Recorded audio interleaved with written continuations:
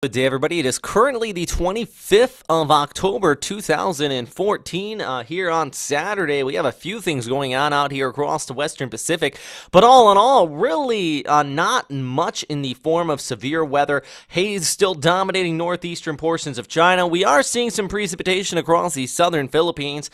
A little tropical wave you can see here on our map pushing out there, and that's going to cause some localized flooding in the parts of Visayas and northern Mindanao. But really, as far as the forecast is concerned, not much organizing out here in the tropics. Scroll ahead through the next week or so, and it's really going to remain rather, well, just calm out here. Just those persistent easterlies continuing to impact those of you in the Philippines.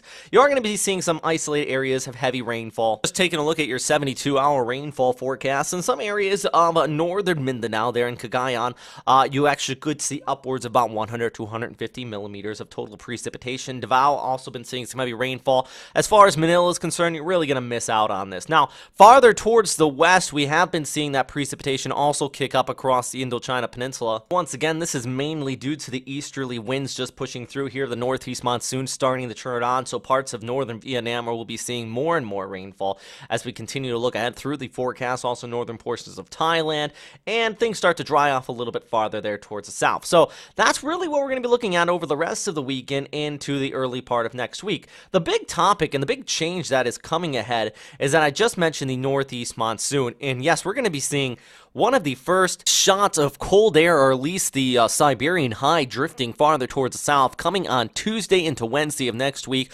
Also, strong winds across the East China Sea, and I'll show you here on the GFS outlook, and pay attention to this 564, 552, and 540 line. These are your upper level thickness lines, and these lines are moving perpendicular to your isobars right in here. That indicates strong air advection moving towards the south, cold air advection that is, and that's all going to be transporting this cool air, also indicating some high winds. So we're going to be seeing some gusty winds. Basically, this is showing by Tuesday and the Wednesday, moving across much of the East China Sea, and you can see the leading edge of this pushing all the way down there towards Taiwan and even northern portions of the Philippines. The 540 line drops as far south as northern Kanto. That typically is a line that introduces if we're going to be seeing snowfall or not. As we look ahead here on our precipitation outlook, we can start to see these winds really kick up here. You look at the top here, by Monday into Tuesday, they start to churn in from the northwest after a low pressure area pushes over Hokkaido. This high pressure coming in behind it, a fairly strong one, ridges in. These winds start to come in, and look at this. We actually are starting to see some snowfall in a few areas just outside of the Kanto Plain. These are in the higher elevations, but starting to see that northeast monsoon kick in. And the thing with these cold surges, they are wide-reaching impacts. It's not just a localized area that feels the effect of this.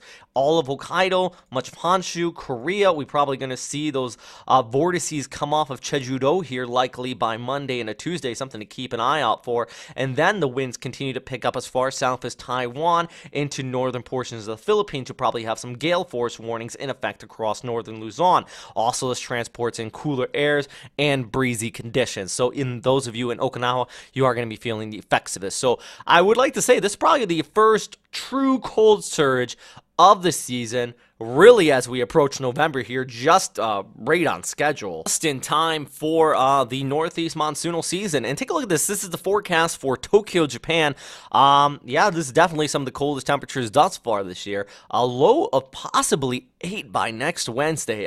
That is just absolutely chilly. In Fahrenheit, that's in the 40s. Let's take a look at those of you into Okinawa. I'll just pull it quickly up on your screen here. And this is Okinawa Honto, also seeing a drop in temperatures, getting down to potentially into the 20s to high teens. I think it's more so going to be the high teens by Wednesday and the Thursday. At the very least, it's going to be rather windy out there. Time to get those jackets ready, everybody. But for now, that's all we're really going to be talking about is that upcoming cold surge. Jet stream still dominating much of the China over towards Korea and Japan, as you can see here on the water vapor imagery.